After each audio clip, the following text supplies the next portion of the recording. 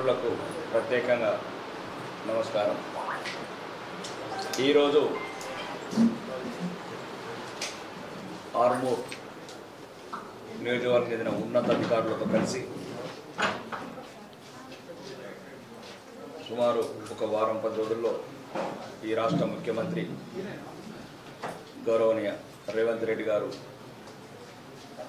నిజామాబాద్ జిల్లాకు విచ్చేసే అవకాశం ఉంది. దాన్ని బట్టి ఆర్మూర్లో ఏమేమి అవసరాలు ఉన్నాయి, ఇంతకుముందే గౌరవనీయ ముఖ్యమంత్రి గారికి అన్ని విజ్ఞాపనలు ఇవ్వడం జరిగింది. మరియు జిల్లాకు చెందిన సీనియర్ నాయకులతో కూడా చర్చలు జరపడం జరిగింది. ఈ ఆర్మూర్కు ఏ రకంగా అయితే government office, for example MRO office, అంటే మేము పుట్టక ముందు కట్టిన బిల్డింగ్లు ఎప్పుడు కూలిపోతాయో అని ఒక దశలో ఉన్న చిన్న దశలో ఉన్నాయి. ఆర్మూర్ డివిజన్లో కావాల్సిన అవకాశాలు, మున్సిపల్ బిల్డింగ్ కావచ్చు, రెవెన్యూ డివిజన్ బిల్డింగ్ కావచ్చు, ఇంకా పోలీస్ అంటే ఒక ట్రాఫిక్ పోలీస్ స్టేషన్ లేదు, ఒక మహిళా పోలీస్ స్టేషన్ బిల్డింగ్స్ లేవు.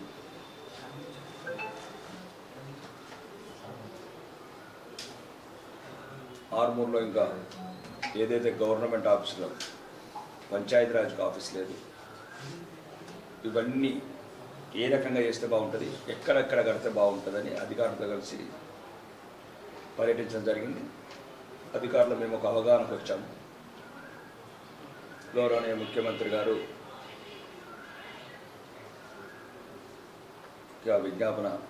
విజ్ఞప్తి ముఖ్యమంత్రి గారికి అందజేయడం జరుగుతుంది. ముఖ్యమంత్రి గారు కూడా సానుకూలంగా స్పందిస్తారని, ఆర్మూర్ పట్ల వరాలు కురిపిస్తారని, ఉత్తర తెలంగాణలో వెనుకబడ్డ నియోజకవర్గం తుపాకీ చప్పుళ్ళు, ఇనుపపూట్ల చప్పుళ్లతో ఒకప్పుడు మారుమోగిన ఈ ఆర్మూర్ నియోజకవర్గం పేదరికం, నిరుద్యోగంతో గల్పు బాట పడుతున్న యువకులకు, ఉద్యోగాలు లేక నిరాశ నిస్పృహకు లోనవుతున్న యువతకు, ఇట్లాంటి అన్ని విషయాల మీద ముఖ్యమంత్రి గారు స్పందిస్తారని ఈరోజు రివ్యూ వేయడం జరిగింది. మరి ముఖ్యంగా రివ్యూలో ఇందిరమ్మ ఇల్లు ఎంతవరకు, డెవలప్మెంట్స్ ఏంటి, మార్కింగ్స్ ఏంటి, బేస్మెంట్స్ ఎంతవరకు వచ్చినాయి, దాని అభివృద్ధి గురించి రివ్యూ చేయడం జరిగింది. అలాగే రేషన్ కార్డ్స్ కూడా శాంక్షన్ చేస్తున్నాం. ఈ రేపు లేదా ఎల్లుండి రాష్ట్ర పంచాయతీరాజ్ శాఖ మంత్రి, జిల్లా ఇన్ఛార్జ్ మంత్రి సీతక్క గారు రావడానికి అవకాశం ఉంది. రేషన్ కార్డ్స్ కొన్ని ప్రభుత్వ స్కీములను కూడా మంత్రి గారి ద్వారా ప్రోగ్రాం ఉంటుంది, అందులో జరుగుతుంది. కాబట్టి నిరంతరం రేషన్ కార్డుల గురించి, మరియు సన్నబియ్యం మొన్న 3 నెలలకు ఇచ్చారు కాబట్టి మళ్ళీ 3 నెలలకు కేంద్ర ప్రభుత్వం తన వాటాని రాష్ట్ర ప్రభుత్వం కలిపి మళ్ళీ 3 నెలలకు ఎట్లా పంపిణీ చేయాలి అని చర్చించడం జరిగింది అధికారులతో. ఇంకా ముఖ్యంగా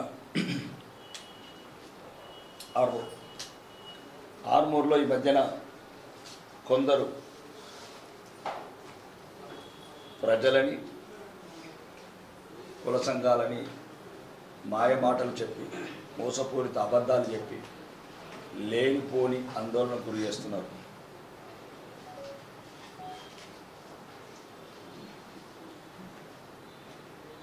ఎన్నికలను దృష్టిలో పెట్టుకొని ప్రజల మధ్యన పగలు పెంచుతున్నారు. ఆర్మూర్లో పచ్చటి ఆర్మూర్ని ప్రశాంతత లేకుండా చేద్దామని చూస్తున్నారు. ముఖ్యంగా ఈ 10% దాని గురించి ఎక్కువ రకంగా ప్రజల మధ్యన అపోహలు సృష్టిస్తున్నారు. ఇది శాసనసభ్యుడుగా నాకు ఎటువంటి సంబంధం లేదు. 19/7/2024 గౌరవనీయ ముఖ్యమంత్రి రేవంత్ రెడ్డి గారు, తెలంగాణ ముఖ్యమంత్రి రేవంత్ రెడ్డి ఆదేశాల ప్రకారం ఏదైతే మున్సిపల్ అధికారులు కొన్ని ల్యాండ్లలో బోర్డు పెట్టడం జరిగింది.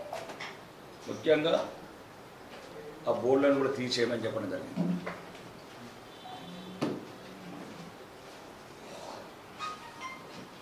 ప్రజలు ఆందోళనకు గురి కాకూడదు.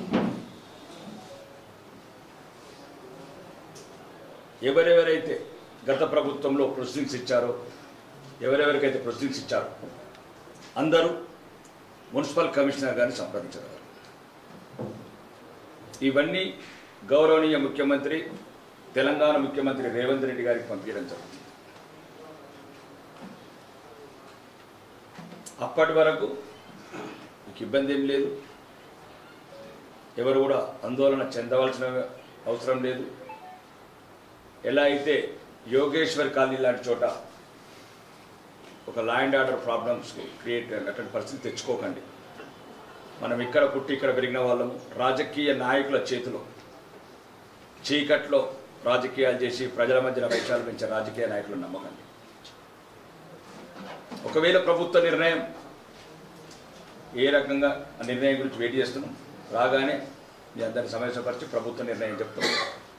మరీ ముఖ్యంగా నా తరపున డిమాండ్ ఏంటంటే ఈ కాంగ్రెస్ ప్రభుత్వానికి గౌరవనీయ ముఖ్యమంత్రి గారికి జిల్లా సీనియర్ కాంగ్రెస్ నాయకులు ఎవరైతే ఈ అమాయక కుల సంఘాలని గత ప్రభుత్వం మోసం చేశారో వాళ్ళకు తగిన న్యాయం జరగాలి. కుల సంఘమే కాదు, కమ్యూనిటీలు కాదు, దానికి నిధులు కూడా కేటాయించాలి. ఎవ్వరికి అన్యాయం జరగకుండా ప్రభుత్వం నిర్ణయం తీసుకుంటుందని కోరుకుంటున్నాం. అప్పటి వరకు ప్రజలు కూడా ప్రభుత్వం నిర్ణయం ఇచ్చే వరకు సంయమనం పాటించి ఎటువంటి ఆందోళన గురి కాకుండా ఒకరి మధ్యన ఒకరు గొడవలు పెట్టుకోకుండా ముందుకెళ్తారని ఆశిస్తున్నాను.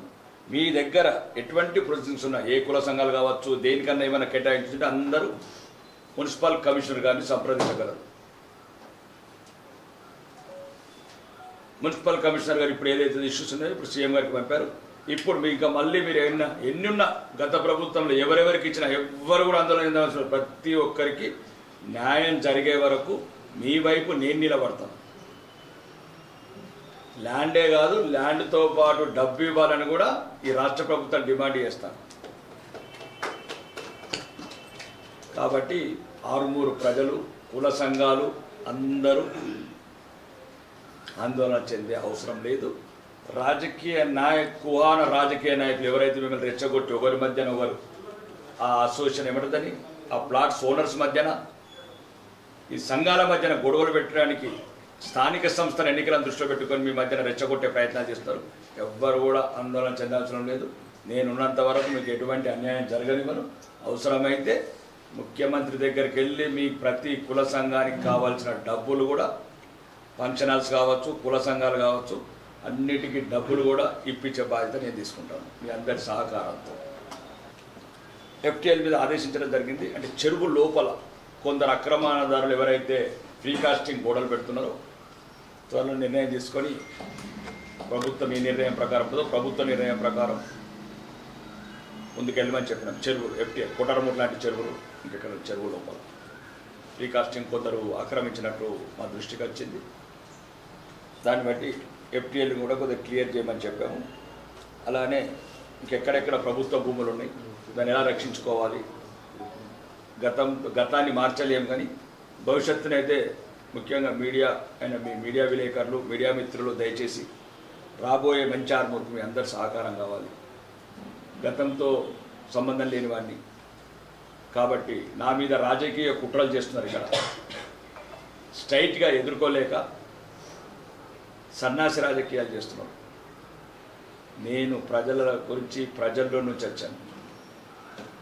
10 సంవత్సరాల ఆర్మూర్ నియోజకవర్గం ఎలా ఉంది, ఈ 18 నెలల ఆర్మూర్ ఎలా ఉందో మీరందరూ ప్రజలందరూ గమనించాలి. ప్రశాంతంగా 90 గ్రామాల ప్రజలు ప్రశాంతంగా, కులమతాలకు అతీతంగా, పార్టీలకు అతీతంగా, ఎటువంటి దోపిడీ లేని, అక్రమం లేని, కబ్జాలు లేని, రౌడీలు లేని ప్రశాంత ఆర్మూర్ని తయారు చేశాను. అది నచ్చక, అది ఓర్వలేక ఈ ఆర్మూర్ని మళ్ళీ గతంలో ఉన్న లాగా తయారీ ప్రయత్నం చేస్తారు. ప్రజలందరికీ నేను మీ బిడ్డగా చెప్తున్నా, మీ ఎమ్మెల్యేగా చెప్తున్నా, మీ రాకేష్ అన్నగా చెప్తున్నా, ఇలానే ప్రశాంతంగా ఉండండి. అభివృద్ధి ఏ రోజైతే ఈరోజు ఐలాపూర్ హాస్టల్ కావచ్చు, నందిపేట హాస్పిటల్ కావచ్చు, దొంకేశ్వర్ కాలేజ్ కావచ్చు, ఇంటిగ్రేటెడ్ స్కూల్ కావచ్చు, అన్నీ శాంక్షన్ చేయండి. ఇంకా ఏదేదైతే మన ఆర్మూర్ వాటా ఉందో, నిన్ననే 1 వీక్ బ్యాక్ 2 కోట్లు టూరిజం, ఈకో టూరిజం శాంక్షన్ కావచ్చు, ప్రతి అభివృద్ధికి కావాల్సిన నిధులని అడిగి అభ్యర్థించి ఆర్తించి లేకపోతే నిలబడి ఎగబడి కొట్లాడి తీసుకొచ్చే బాధ్యత నాది. ఇంకా మళ్ళీ ఈ మధ్యన మొరం గురించి రకరకాల అపోహలు బహిరంగంగా చెప్తున్నాం. అధికారులకు నిర్దేశం జరిగింది. మొరం 90 గ్రామాల ప్రజలు ఆరుమూరు, మాక్లూరు, నందిపేట్, దొంకేశ్వరాలు ఎక్కడ కూడా ఏ అధికారి మొరం వేయకుండా నా దగ్గరికి రండి. ఇందిరమ్మ ఇళ్లకు మొత్తం ఫ్రీ.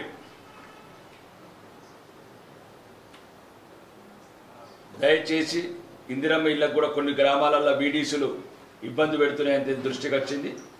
మీరు పేదవాళ్ళు ఇల్లు కట్టుకునేటప్పుడు మోసం చేయకండి. వాళ్ళకు ఉన్నదే చిన్న ఇల్లు కాబట్టి అది ప్రభుత్వ నిర్ణయము కాబట్టి వాళ్ళకి అడ్డంకులు సృష్టించకండి, మొరంకు కానీ ఇసుకకు కానీ. ఇక మిగతా గ్రామాలల్లో అపోహలకు గురికాకండి. దాని మీద కూడా రకరకాల అపోహలు సృష్టిస్తున్నారు. ఎమ్మెల్యే గారు అద్దన్నారని. నేను ఎమ్మెల్యే ఎవరికి అద్దం లేదు. అక్రమ వ్యాపారాన్ని మాత్రమే అద్దన్నా. అర్ధరాత్రి చీకట్లో చేసే వ్యాపారాలు అద్దన్నా. మీరు బహిరంగంగా ఎంఆర్ఓ ఆఫీస్కి రండి, 100-200 రూపీస్ ఇస్తారు. దొరల్లాగా వెళ్ళండి, దొరల్లాగా తీసుకోండి, దొరల్లాగా ఇల్లు కట్టుకోండి. కాబట్టి ఎక్కడన్నా మొరంకి ఎవరైనా అభ్యంతరం చెప్తే నా దగ్గరికి రండి. ఎక్కడ కూడా మొరం మీద ఆంక్షలు లేవు. ఇల్లు కట్టుకునే వాళ్ళు కావచ్చు, షాపులు కట్టుకునే వాళ్ళు కావచ్చు, ఏదైనా మీ అవసరాల దృష్ట్యా గ్రామాలల్లో ఏవైతే కట్టుకుంటారో అందరికీ మొరం ఫ్రీ చేసేసాము. అది ముందు నుంచే ఫ్రీ చేశాము. కానీ కొందరు ఆ రేట్లు పెంచడానికి చీకటి వ్యాపారులు ఎమ్మెల్యే గారి పేరు బదనాం చేసుకుంటా ఈ రకంగా అపోర్ట్ చూస్తున్నారు. ఇక్కడ నుంచి మీరు ఎవ్వరికి కూడా ₹1 ఇచ్చే అవసరం లేదు. ఏదో 100-200 రూపాయలు రెవెన్యూ ఆఫీస్లో బేబీలు కట్టండి, తీసుకెళ్ళండి. ఇంకా రాత్రిళ్ళలో కూడా మళ్ళీ మొదలైన అధికారులకు చెప్పడం జరిగింది. ఓటర్లు కానీ ఇవి కానీ ఇంకా మళ్ళీ మొదటికి తీసుకురండి. అదే అంటున్నాను. రాజకీయ ఒత్తిళ్లు, స్థానిక సంస్థల ఎన్నికల దృష్టిలో పెట్టుకొని కొందరు అధికార పార్టీ ముసుగులో ఆగడాలు మొదలుపెట్టారు. పార్టీలు ఏదైనా ప్రశాంత్ ఆర్మూర్ నుంచండి. మీరు రాజకీయాల గురించి మళ్ళీ ప్రశాంతంగా ఉన్న ఆర్మూర్ నియోజకవర్గాన్ని అల్లకల్లోలం చేయకండి, ప్రజల్ని ఇబ్బందులకు గురి చేయకండి. అన్ని రాజకీయ పార్టీలకు చెప్తున్నా. ఏదైనా ఉంటే ఎలక్షన్లలో కొట్లాడదు, ఎన్నికలలో ప్రజల మెప్పు పొందుదాం. ఇంకా ఎవరైనా సరే అధికార పార్టీ నాయకులు కూడా రండి, అందరం కలిసి నియోజకవర్గ అభివృద్ధికి ముందుకెళ్దాం, ప్రజల ఆస్తులు కాపాడదాం, ప్రజలకు సరసమైనతలకు పొరమిద్దాం, అన్ని రకాల ప్రజల అవసరాలు చేద్దాం. రాజకీయాలు చేసి ఆర్మూర్ని మళ్ళీ కల్లోలం చేయదని బహిరంగంగా మీడియా ద్వారా అందరికీ విజ్ఞప్తి చేస్తున్నారు. బోలో భారత్ మాతా.